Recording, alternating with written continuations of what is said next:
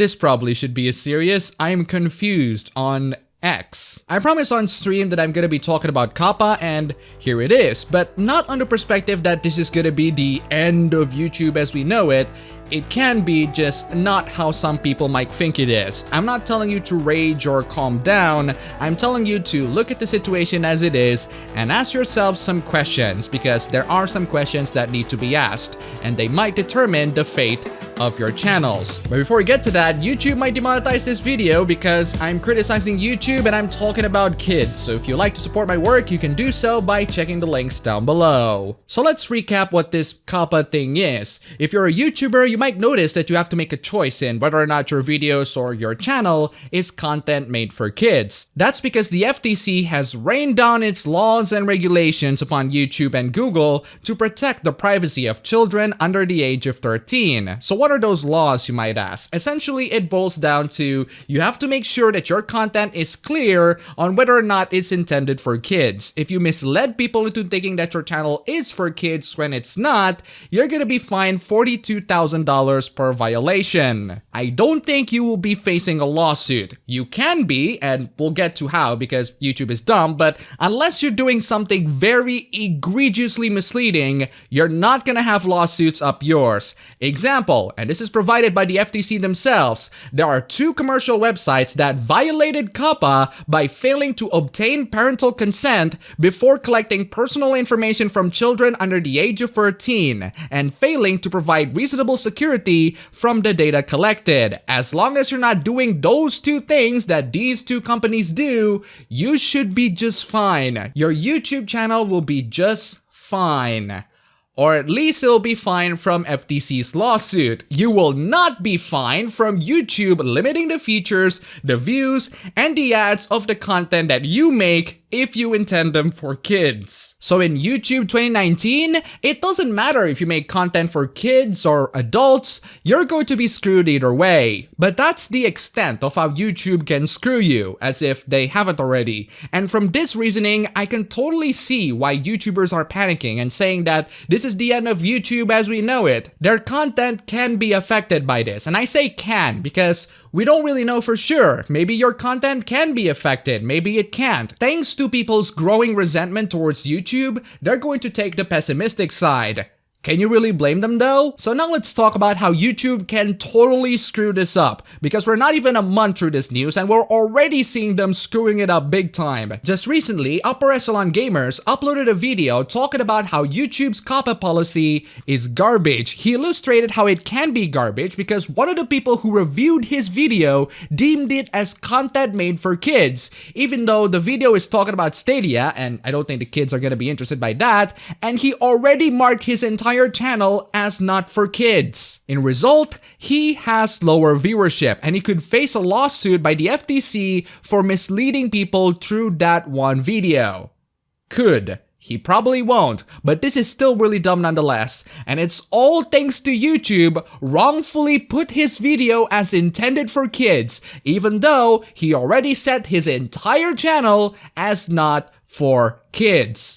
So yes, COPPA's implementation on YouTube is not that great, and considering YouTube's screw-ups in the past, actually all the time, this shouldn't be a surprise to anyone. I do, however, want to talk about something else that I find more interesting that this new regulation has brought up that highlights the interesting part about our adult life. Let's face it, we as adults are not as mature as we'd like to present ourselves to be, and there's nothing wrong with that as long as you're happy with it. This COPPA and content made for kids thing just highlighted one big issue that plagued our society at large, or at least an issue for YouTube and the FTC.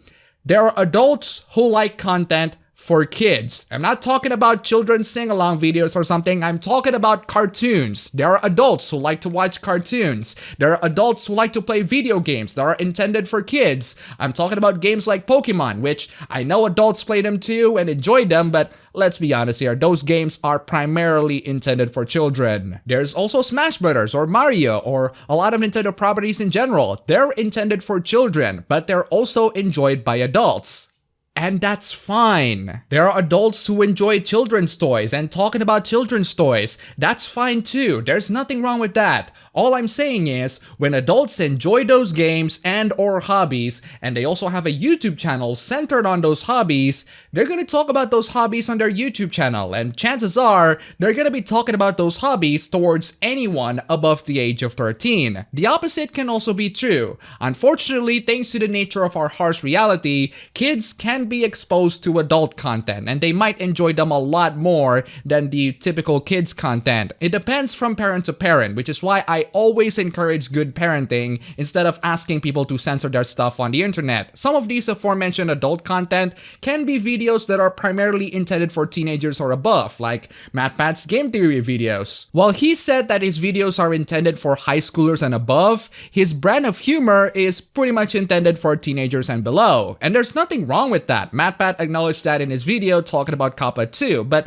my point is, there are content creators that sort of blur the line. And with this comes the Let's Play videos, made by content creators like PewDiePie, for example, or he used to at least. His old Let's Play videos contain swearing because back then, you can swear. If you don't know me, I was very religious on watching PewDiePie back on his Cry of Fear days. I was on middle school at the time, and those kinds of content appealed to me because he was funny and entertaining, and still is. Nowadays, I kind of move on from Let's Play videos and watch something more complicated, preferably anything related to PC hardware. But do you see how these sorts of people who make Let's Plays can totally blur the line? I don't think Let's Players or streamers have ever thought of the kinds of audiences that they're targeting at. They're just doing what they like to do, which is playing video games and recording themselves playing video games. It just so happens that a lot of kids watch these videos, and unfortunately, they're exposed to all the bad language and the swearing, etc. Point is, there are way too many content on YouTube that blurs the line. Combine this with the fact that a lot of kids and adults can sometimes enjoy things that are not intended for them,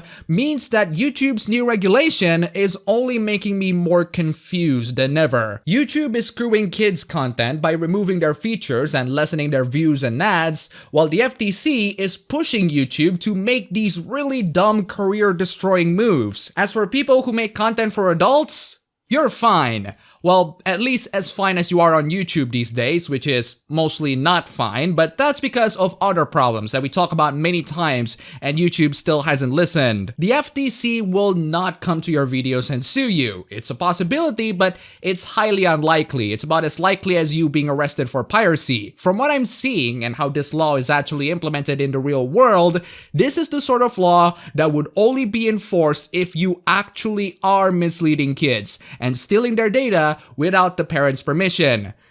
Wait, that would imply that it's okay to steal kids' data with the parents' permission. Point is, this particular thing will not screw you. What will, however, is YouTube disabling all the features and reducing the viewership and the ads that you need to generate the revenue for your kids-oriented channels. What will, however, is YouTube arbitrarily saying that your video is for kids when it's not, and it's all thanks to COPPA being enforced by the FTC towards YouTube and Google. For me, I don't think this is the FTC's fault. This is YouTube's fault for poorly, and I mean poorly, implementing this new regulation. The FTC only seeks for people who are actually misleading others. YouTube is treating everyone as if they're trying to mislead others, or at least that's what their actions speak to me. Thankfully, my channel, despite primarily using a barely animated character, is not gonna be hit by this law, as even the FTC recognizes that just because your video has bright colors or animated characters doesn't mean that you're automatically covered by COPPA. They too recognize that while many animated shows are directed for kids, there can be animated programming that appeals to everyone. Good on you, FTC, for at the very least recognizing the difference. But what if adults talk about those particular shows in their channels, primarily intended for adults? Because like I said, adults too can enjoy children's content, and vice versa. YouTube has totally blurred this line. This is the line that I think a lot of you guys will get confused at. Personally, I think most people who talk about cartoons or kid shows on YouTube are reviews or critiques or commentaries in general. Those kinds of things are primarily intended for adults, but teenagers can enjoy them if they're delivered in a humorous fashion. I don't think the FTC is going after channels that just merely talk about kids' entertainment. They're going to get to more egregious targets. People who sell their merch to children and constantly encourage them to promote their merch left and and right so that they can buy them while these YouTubers collect their personal information. There are many big YouTubers that do this, especially those with channels that primarily appeal to children, and I think they're gonna be the ones that will get hit the most. Or at least we hope they do. COPPA is a legitimate concern, and it's not just a legitimate concern on the YouTuber side, it's also a legitimate concern on the children's privacy side. I talk about how the YouTubers might get screwed up, but the FTC brings a legitimately concerning topic. Kids these days are incredibly vulnerable on the internet. They're gonna buy anything that looks flashy to them. While parenting is very important, and it always is, unfortunately, a lot of parents these days are incredibly irresponsible with their kids. That's the sort of thing that warrants this entire event to happen. The FTC wouldn't do this if parents are more responsible about their kids' activities on the internet and if people would stop collecting children's private information. Unfortunately, bad parents exist in this world. Bad parents who let their kids to be parented by the internet instead of themselves exists in this putrid world that we live in. YouTube is a website that is accessible by everybody. Anyone can watch any video at any given time, whether it be videos for kids or videos for adults, including kids with bad parents. This is a space where the line between children's content and adults' content is blurred. This is a space where both of those things are available for the public consumption of adults and kids. And when that line is blurred, people are worried if the rules are going to apply to them. I believe that there are a lot of people exaggerating the severity of this, but I can totally see where the paranoia is coming from. To sum up, YouTube screws up again. What else is new? Okay, there's more to it than just that. It is very important to protect your kids from predators or people who are trying to collect your information. The FTC is trying to protect your kids, and they have in certain cases, but then they're going after YouTube and Google, the two companies that always screw things up left and right. It's like trying to tell a joker that he should stop laughing. You just don't do that. YouTube is always going to screw up, and they will always screw up, even after being faced by a lawsuit. Even when they try to fix their mistakes, they will always find a way to screw it all up, and we all have to suffer from it. For the rest of us content creators on YouTube, I highly recommend you all to make sure that your channels are set so that they're not made for kids. For those who are making content primarily for children, unfortunately, there's not much that you can do other than to tell the FTC and YouTube that you did nothing wrong and you're only doing what you love to do. Tell them that you don't collect children's private information or do things without their parents' consent. You just love your hobbies and you love doing them. It just so happens that those hobbies are enjoyed by kids too. And good lord, we need to have more hobbies that both people can enjoy these days.